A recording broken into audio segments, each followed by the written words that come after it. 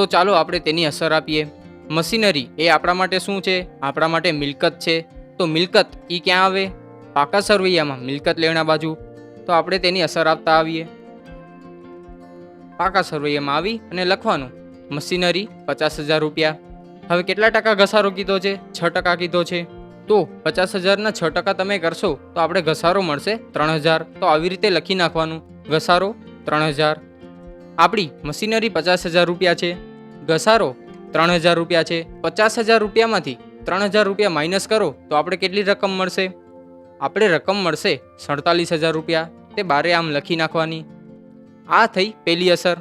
હવે ઘસારો એ આપણા માટે શું છે? આપણા માટે એક નુકસાન છે। બધા નુકસાન ક્યાં આવે? નફા નુકસાન ખાતે। કઈ બાજુ? ઉધાર બાજુ। તો આપણે તેની અસર આપીએ। લખવાનું નફા નુકસાનની ઉધાર બાજુ મશીનરીનો ઘસારો કેટલો હતો? 3,000 રૂપિયા લખી નાખવાનું આવી રીતે। આ થઈ આપણી બીજી અસર। હવે આપણે આગળ જોઈએ। પહેલા હવાલામાં બીજું શું આપેલું છે? બીજું આપણે કીધું છે ફર્નિચર અને ફિક્સર્સ પર 20% લેખે ઘસારો ગણો। તેની અસર પણ આવી જ રીતે થશે।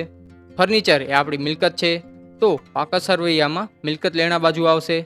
આવી જ રીતે લખવાનું ફર્નિચર 5,000 રૂપિયા। તો ફર્નિચર પર કેટલા ટકા ઘસારો ગણવાનો છે? 20%। 5,000ના 20% કરશું તો આપણે કેટલી રકમ મળશે? આપણે રકમ મળશે 1,000 રૂપિયા। તો લખી નાખવાનું ઘસારો 1,000 રૂપિયા। હવે 5,000માંથી 1,000 રૂપિયા ઘસારો કાઢીએ તો આપણે કેટલી રકમ મળશે? આપણે રકમ મળશે 4,000 રૂપિયા। આ થઈ આપણી પહેલી અસર। હવે બીજી અસર ક્યાં આવશે? મશીનરીમાં જેમ ઘસારાની અસર આપી હતી તેવી જ રીતે ફર્નિચરના ઘસારાની અસર આવશે। એટલે કે ઘસારો આપણો ખર્ચો થયો। બધા ખર્ચા ક્યાં આવે? નફા નુકસાન ખાતે। કઈ બાજુ? ઉધાર બાજુ। તો આપણે તેની અસર આપીએ। લખવાનું ફર્નિચરનો ઘસારો કેટલા રૂપિયા?